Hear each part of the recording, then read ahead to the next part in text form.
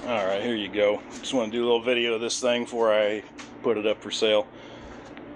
Got a brand new, well, not a brand new battery, it's about a year old. It's going to go with it. It's always been hooked up to a tender in the shop. It's just a spare battery I've had to use for just whatever needed a battery.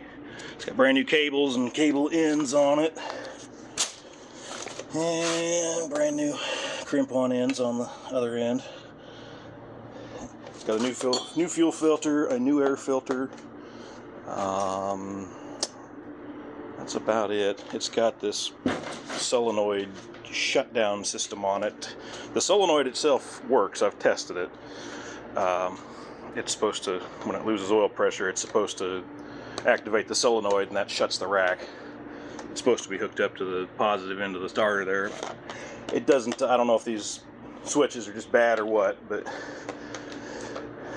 you set the rack open and it pops it open, and then if you hit this little button, it shuts it off.